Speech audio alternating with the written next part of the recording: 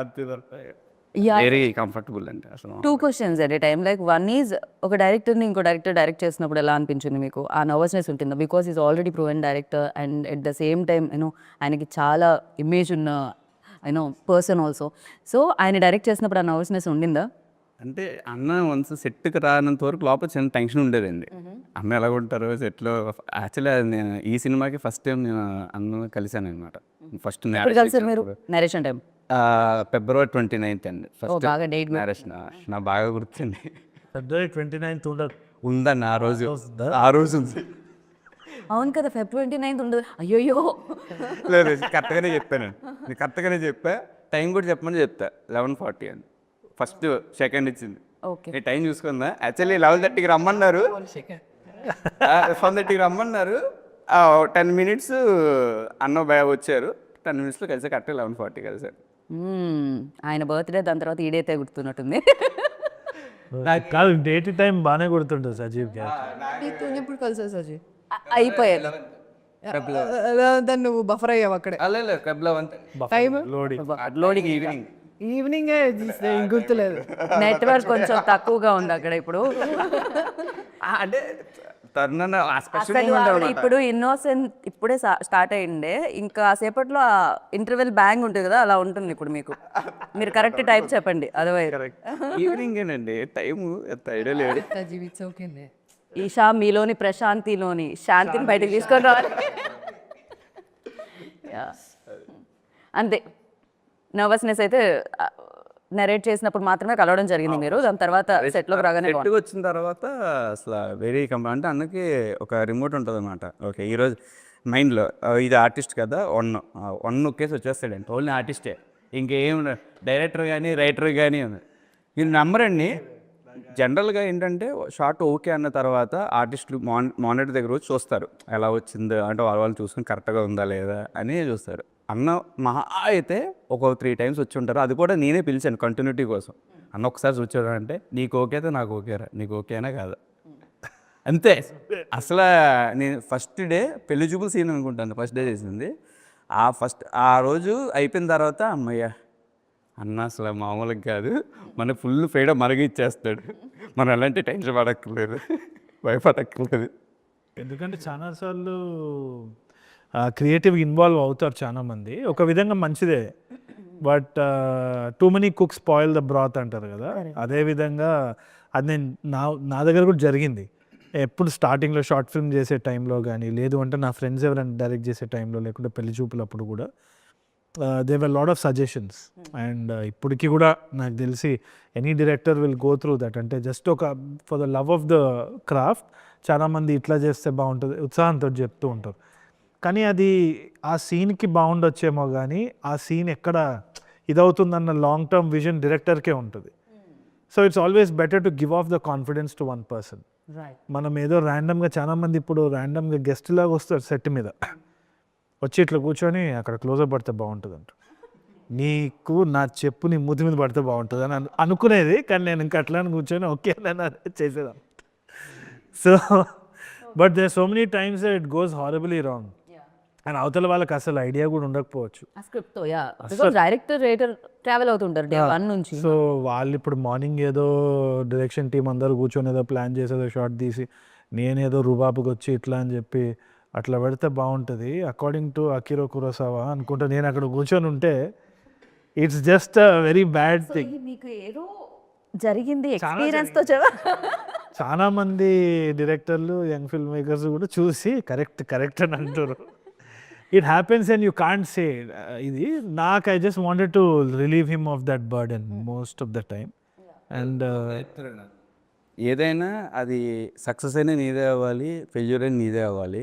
అంటే రేపు అన్న రోజున సరే అది నువ్వే తీసుకోవాలి ఏదైనా సరే అనేది నాకు ఫస్ట్ అదే చెప్పారు. ఏం చేసినా అది నీ డిసిషన్ అయి ఉండాలిరా, అది రాంగ్ అయినా రేపు పొద్దున్న నిన్నే అంటారు. సక్సెస్ అయినా అనుకో అది కూడా నిన్నే అంటారు. అది నీ డిపార్ట్మెంట్, నువ్వు వరకు నువ్వు స్ట్రాంగ్గా ఉండు, ఎవరి అసలు వినొద్దు, నువ్వు ఏదనుకుంటే అది చేయని ముందుగా నాకు క్లియర్గా చెప్పేశారు. సక్సెస్ అవుతుంది ఇది, దాంట్లో పర్సంటేజ్ కూడా మీరు నాకు ఇవ్వాలి, తెలుసు కదా ఎందుకు. అయ్యో రెమ్యునరేషన్ ఇవ్వలేదు.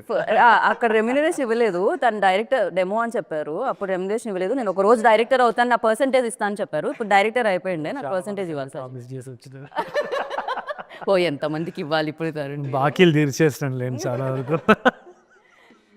But you told me like you very straight forward. So when ఒక రీమేక్ ఫిల్మ్ మీ దగ్గరికి వస్తున్నప్పుడు యూ లైక్ ఎలా ఉండింది? Because most of the film అంటే మోస్ట్ ఆఫ్ ది పీపుల్ ఆ టైంకి కొంచెం చూశారు కూడా, ఎందుకంటే మలయాళం సినిమాలు చూడడం అనేది అలవాటు అయిపోయింది ఆ టైంకి. అవును. సో ఈ ఫిల్మ్ కూడా చూసున్నారు. అండ్ ఫర్ దెమ్ లైక్ తెలుగులో ఎలాంటి కిక్ ఇస్తుంది? ఇప్పుడు నేను మళ్ళీ వెళ్తున్నాను థియేటర్కి, యా, మలయాళం చూసిన తర్వాత నేను వెళ్తున్నాను. సో ఫర్ మీ లైక్ కొత్తగా ఏం కనిపిస్తుంది? నాకు ఇది ఫస్ట్ వచ్చినప్పుడు ఐ వాజ్ అప్రిహెన్సివ్. అంటే నాకు చేయాలన్నా వద్దా అన్న ఆలోచన ఉన్నింది, ఎందుకంటే రీమేక్ కదా ఆల్రెడీ. ఇప్పుడు నాకు ఐ వాజ్ అగేన్స్ట్ దాట్. అంటే సబ్ టైటిల్స్ పెట్టంగానే మనకి ఒక సినిమా వచ్చేస్తుంది కదా, why should we watch it అని. కానీ ఒకటి సృజన్ చెప్పిన మాట, I mean one of the producers Srujan చెప్పిన మాట ఏంటి అంటే దట్ ఈ కథని మనము ప్రాపర్ రూటెడ్నెస్ తోటి తీసుకెళ్తే టైర్ 2 సిటీస్లో ఇంకా మనకి ఇంటింటికి వెళ్ళే పొటెన్షియల్ ఉంది స్టోరీలో అని అన్నారు. అన్నప్పుడు one selfish motive was that I know that not a lot of actors will take this role. ఒకటి ఏంటి అంటే ఇట్స్ ద ఫీమేల్ లీడ్, ఇంకోటి అంటాగనిస్ట్గా ప్లే చేసే రోల్, గ్రే షేడ్ ఉంటుంది, నెగటివ్ షేడ్ ఉంటుంది. So not a lot of people will take it up also. And నాకేంటి అంటే అట్లాంటి ఛాలెంజెస్ ఇష్టం, ఎందుకంటే నేను not in that actor space. I'm just having a lot of fun. And one of the biggest inspirations is Basil Joseph. ఆయన he's quite a performer. And ఒక fearlessness అనేది ఆ క్రియేటివ్ టాలెంట్కే ఉంటుంది. ఏదైతే ఏముంది, no insecurities of that sort. So ఇది చెప్పంగానే నాకు ఫస్ట్ కంపారిజన్ వస్తుందా అని భయమైంది, అండ్ ఆల్సో రీమేక్ వర్క్ అవుతుందా లేదా అని. బట్ ఆ భయం కొంచెం ఉన్నప్పుడే కొంచెం థ్రిల్లింగ్ కూడా ఉంటుంది to take up that challenge.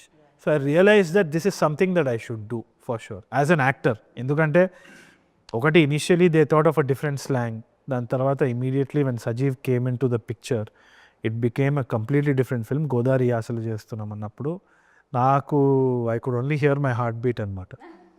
Very difficult because Telangana నుంచి గోదావరి యాస చేంజ్ అవ్వడానికి అది అన్నప్పుడు I could hear my heart beat. అది నాకు చాలా కొన్నిసార్లే జరిగింది and I never regretted that decision. Sky diving చేసినప్పుడు ఒకసారి ఫ్లైట్ నుంచి, అండ్ ఇట్లాంటి ఫస్ట్ టైం డైరెక్షన్ చేసేటప్పుడు, and again I felt it here. So I thought ఇది నేను రిగ్రెట్ అవ్వద్దు, మళ్ళీ బ్యాక్ వద్దని చెప్పి ఈజీగా వెళ్ళిపోవచ్చు, but I regret the feeling because my heart was pounding and I said ఇది వినాల్సిందే అని చెప్పి చేసేస్తా. And I had amazing fun, ఎందుకంటే as an actor fantastic job. Like when I saw the teaser of this film, నాకు ఎలా అనిపించింది అంటే పర్ఫెక్ట్గా అసలు అంత అంటే కొంతమంది విజయ్ దేవరకొండ టక్కని ఆ తెలంగాణ ఏదో నాకు అంటే విజయ్ ఫేస్ రాగానే వచ్చేస్తుంది అనమాట, తన వాయిస్ మాడ్యులేషన్స్ అన్ని చాలా పెక్యులర్ అనిపిస్తుంది. And you also when you mic తీసుకోగానే చేసేటప్పుడు తరుణ్ భాస్కర్ అనగానే వచ్చేస్తుంది మైండ్లోకి. Sometimes it's a boon, sometimes it's a curse కూడా. ఎందుకంటే మొన్న ఏదో పాట వింటుంటే ఆ సింగర్ది ఆమె వాయిస్ ఇంత చాలా క్యారెక్టరిస్టిక్ ఉంటుంది.